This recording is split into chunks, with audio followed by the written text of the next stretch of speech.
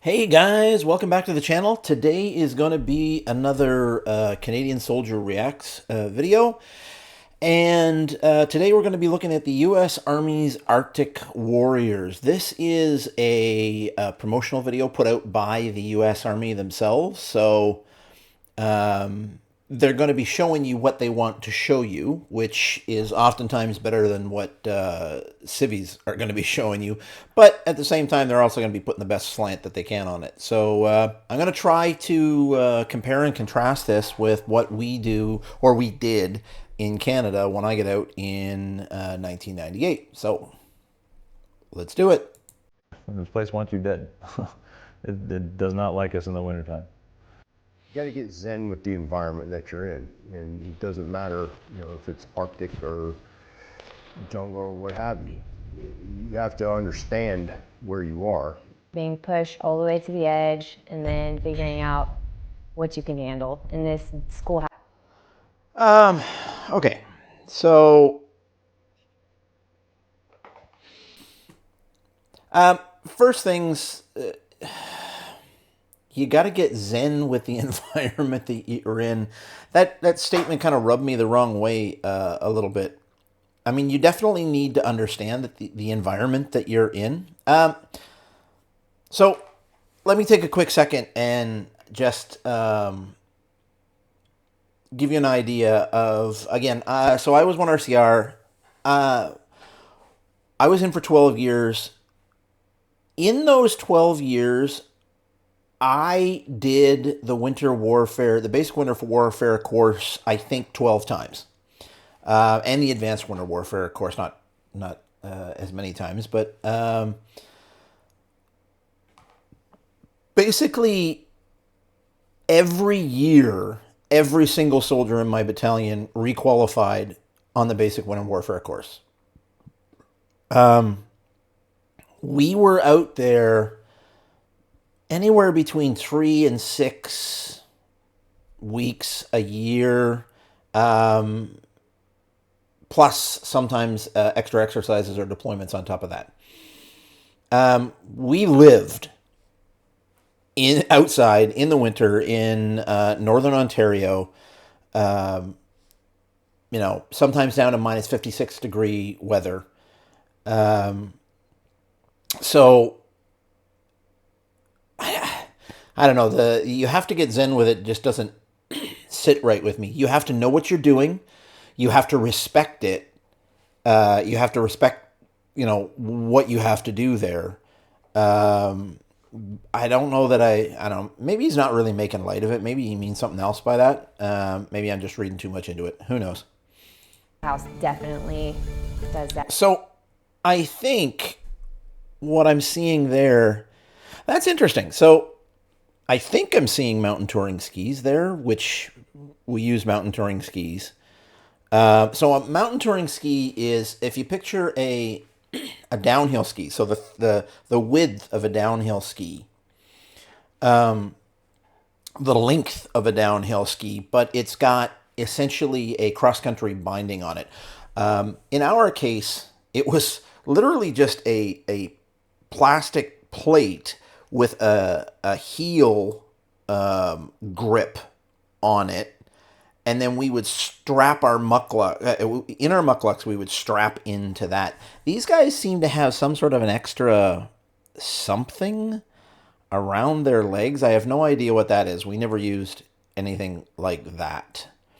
But with those mountain touring skis, we would be going cross-country. We would be going uphill, downhill, wherever we needed to go. And there were a number of other maneuvers that you could do with those skis also. But those weren't our primary mode of transportation. Our primary mode of transportation, winter warfare, was snowshoes. And the snowshoes in Canada were huge. Like, I'm talking, you can't even see my arms. They're like 3.5, 4 feet long. They were about yay wide at the front. They were like a teardrop kind of a shape. And they were made out of metal with, I think, wire for the mesh. They were a sturdy snowshoe. That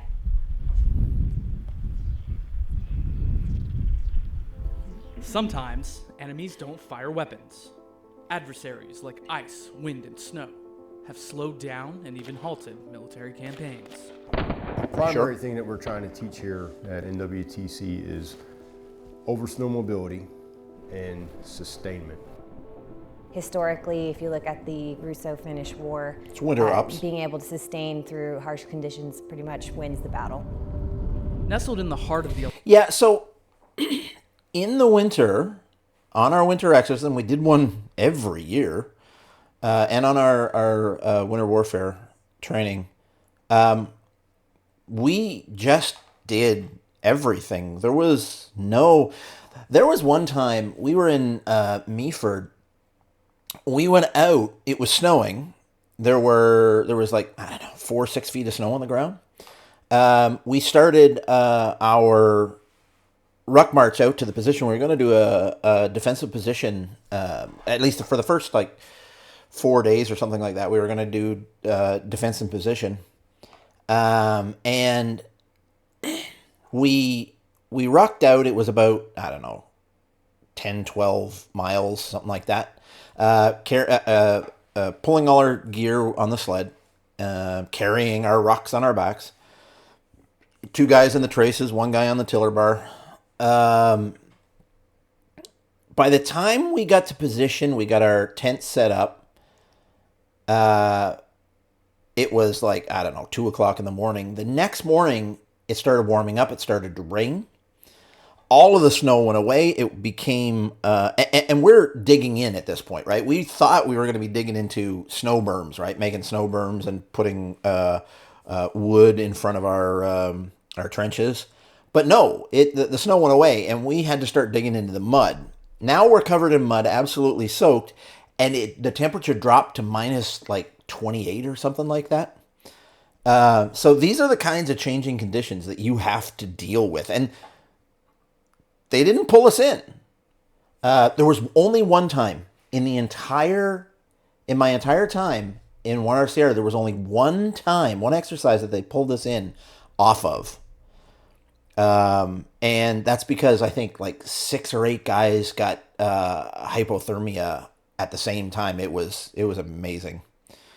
I was in anti-armor platoon at that point. Got myself in trouble on that exercise, actually. Alaskan Mountain Range. The Northern Warfare Training Center is an offshoot of the 10th Mountain Division from World War II. 10th Mountain Division we did a lot of training with. Austere environments since 1948. You have to understand the environment that you're going into, and that applies whether it be Arctic or jungle, desert, whatever the case may be. You have to understand where it is you are, and you have to understand fair. peculiarities and these special skills. Oh, that's interesting. So I believe that those sticks, I think what they're doing is like a search and rescue type of a thing. Those sticks, I believe, are for, well, I mean, they might be for finding the depth of the snow, but what we would use them for would be looking for bodies under the snow after an avalanche, that kind of a thing. And they're using bear paws. So the snowshoes that these guys are using are much smaller than what we used, and they're kind of an oval shape rather than a teardrop shape. The bottom, so they've got their winter cam on the bottom, but on the top they've got just green. So in an environment like this, like, you have to change your cam depending on the conditions that you're in, right? And these guys are highlighted. It's white in the back of them. They're in an open field, basically. They should be in all white right now, or at least in Canada, you have to be in all white. You wouldn't change to something like that unless you were actually going through the woods, right? If you had green above you, you keep your whites on the bottom and put your green on the top, and that'll help you blend into the forest more. Skill sets that are required to Oh, yeah. Go into Yeah, that they're doing environment search and rescue for be successful. avalanche training. In a place where it's not uncommon to see icicles forming on your friends' faces, Doesn't feel great. a skill you need to know is Meh. one that seems pretty basic. Here, it's every layer, every piece. So another interesting thing is, in those kinds of temperatures, you can't maintain your weapon the same way that you would normally maintain your weapon. Like, oil will actually freeze or it'll gum up. You actually have to use graphite in those kinds of conditions in order to lubricate your weapon. Piece has a purpose. My socks have a certain purpose. My tops have a certain purpose. How true. many to put on and what order, it's all important, and they learn that here. Yep, those are definitely In mountain addition to cold touring. and snow, this region of Alaska is also known. So about the equipment, it is very important, actually. And it's important to understand your equipment in with the task that you're doing, too, because how you need to be dressed for, let's say, standing guard duty versus how you need to be dressed for doing a 10-kilometer ruck march. Very, very different. Because if you do a 10-kilometer ruck march and you're dressed too heavily, you are going to get soaked to the bone. And then when you stop, you're going to freeze to death. Right? So you got to be very, very careful. You got to understand your clothing, the layers in every single environment or task that you're going to be doing. For being remote, which can mean less infrastructure for getting around. Less. The United Try States none. is a very machine dependent. Hey, BV-206. So BV-206, it's a really interesting vehicle. It's basically two vehicles in one, and they've got an articulated drive system. So if you're driving and you turn to the left, the back of your vehicle, the second pod that you're in, will actually cant the other way, which is really neat. We use those in Norway a lot. I never really use them in Canada all that much. Nice vehicle, though, and there's a couple of different variants of them, too. And so for a lot of folks to get away from their machines and away from their roads and their infrastructure is sometimes shocking to their system. Oh, those are... And without their machines, they have to use snowshoes or skis to move over snow. Yeah, those skis were interesting. They're different than ours. There's some sort of springs on the front, and I have no idea what those are. You can see a BFA there. So we got a red and a yellow BFA. I got to... on one of the upcoming videos, I'll bring over my BFA. I can see it. It's over there. Bring over my BFA, and I'll show you what the Canadian ones look like. They're slightly different than the American ones. But some of these students have never even seen skis before.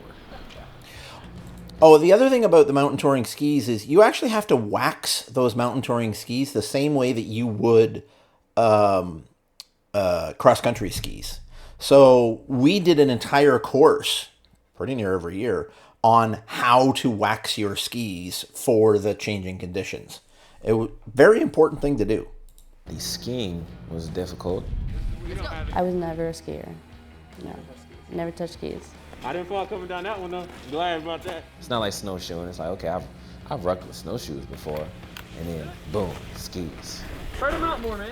We basically gave you your introductory ski courses that you would get at a resort or something. It's the baby steps. This is how you stand.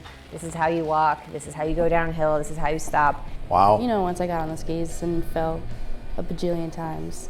I mean, yeah, the first year you would do that, but like I said, I guess it was supposedly one of our primary operations. So, I mean, we had to be expert in fighting in these conditions. So, yeah, literally everyone had it. It just makes you want to keep getting better. You know, you get back up and you go back down the hill and you go back up the hill. Even being able to use snowshoes is important, but skiing adds speed to the element and stealth, so. Getting dressed and moving around will only get trail. you so far. Eventually, you have to sleep and Ooh, eat. 10-man tent, bell tent. I pooped in a box. Oh, hold on one second. I want to go back here a second. Eventually, Holy crap. That is terrible. That is an absolute mess. So, in Arctic conditions in particular, it is vitally important that you have everything in its place and you know where its place is. So, in the 10-man bell tent, if you come out the door of the 10-man bell tent, straight in front, you'll notice off to the left there is the toboggan. That's the toboggan that they use to carry that tent and their rations and their stoves and their fuel and, all of the stuff that they need to carry that they can't carry inside their rucksacks. That toboggan should be straight at, well, I mean, in Canada, you can make whatever system that you want, but you need a system because when it snows, you need to know where everything is at all times, especially if you're going to get a stand to in the middle of the night. If there's a patrol coming towards you or there's an attack coming in or whatever, you've got no time to figure out this stuff. So your toboggan is straight out from the opening, the entrance to your tent, and you see the top of that, the laces are out on this thing, and it doesn't look like it's properly closed. The toboggan, anything that you're not using inside that tent is in the toboggan. The canvas is closed, it's laced up at all times. Then the two traces, the two tent lines that are down the left and the right, half of the rucks, so 5 of the rucks are down one side, 5 of the rucks are down the other side. Every man or woman knows exactly which ruck is theirs. When you're inside that tent, your rifle stays outside and on your ruck, and your ruck is always packed up. Your snowshoes are in behind your ruck. Like, I've been out 25 years and I still remember exactly where every piece of kit is supposed to be. Because if you don't, like I said, when it snows, you're in the middle of the night and you're running, you lose shit. You cannot have a mess like that. Holy crap. You have to sleep and eat and... I pooped in a box for 6 days. 6 days. Wow. They learned to set up a patrol base using 10-man tents and Arctic stoves, which is about 200 pounds of gear they'll pull on a sled called an Akio. And then we also So we didn't teach call them it how a to Nokia, bivouac, it's just a how sled. to live Toboggan. out here in this, and they have a 6-day field problem where they're out there in it. They don't come back to the building, and for some of them, it's significant. That's interesting. That stove, I can't remember what that stove is called, but we didn't carry those. That was luxury. You only had those kinds of stoves when you were bringing basically a full battalion with a battalion's winter gear, and we had mod tents. So those stoves would only ever really be inside of a mod tent. A 10-man bell tent like that, you would have a 2-burner Coleman stove. You would have 1 or possibly 2 single-burner Coleman stoves, and you would have a lantern. And generally, you would have the 2-burner Coleman stove going at all times, the lantern going at all times, and then the single-burner stoves, 1 or 2 of them, you would have on only if necessary. That was, well, A, it was a luxury, and B, it took up a lot of room. That's the other thing about this. You get 10 people inside that tent. There's actually only really room for 8, maybe 9 air mattresses. And so the air mattress that we use in the winter most often, we call the Black Betty. We had the Thermarests too, but I'll tell you, they were not good for the Arctic environments. It was better if you had a Black Betty with a Thermarest on top of it. Black Betty is basically just a black rubber inflatable mattress. And they were actually kind of wedge-shaped. And they did that on purpose because the wider end would be out at the outside and the thinner end would be in at the center because you get it's a circle, right? So you literally lay them out in a circle. But you always had at least 1, if not 2 people awake at all times. 1 person inside the tent on stove watch, 1 person outside the tent, at least 1 person outside the tent. Oftentimes it was 2 on guard duty. And that's all you could fit. So when 1 person came back in off of guard duty, the other person would have to actually wake up, get out of their rack, pack up all their shit so that the other person could unpack their shit and lie down. Just no room in those tents.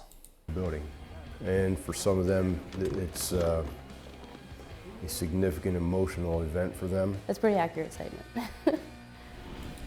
A significant emotional event. I don't understand why it's a significant emotional event. That was one of the design concepts that we came up with when we did this, is to keep the students outside as much as possible. A Well, lot yes. of people, including myself, like when I heard I got orders to Alaska, I'm like, I'm about to die. It's gonna be cold. I'm not gonna like it. It's, oh my God. Which Oh is my something Lord. the instructors hear a lot of. It's kind of So- good to know. He was, I'm going to go back there for a second. He's a sergeant. That's equivalent to a master corporal in the Canadian Army. It's basically the first level of combat commander, the very first level of combat commander. That's not the kinds of things I would be expecting him to say, I'll be honest. Like it is, oh my God. Which is something the instructors hear a lot of. It's kind of good to know that I know probably better than you do what you can handle.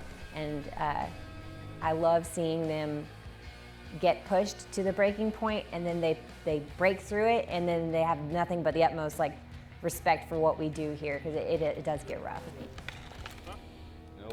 I learned a lot. I've done that I many had no times. idea Put that your the toque Army under your was training to under your cut helmet. down mountains, be in this type of weather. It and gets that puts cold.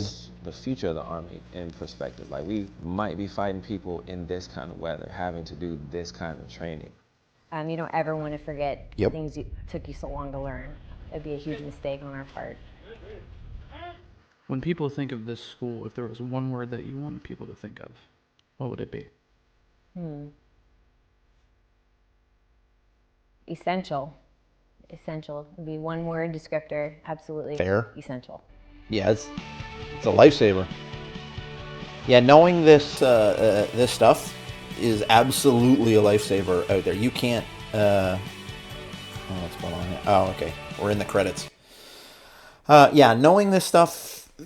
I mean, that's how to survive out there. I mean, the first thing you learn is how to survive, and the second thing you learn is how to do your job in that environment.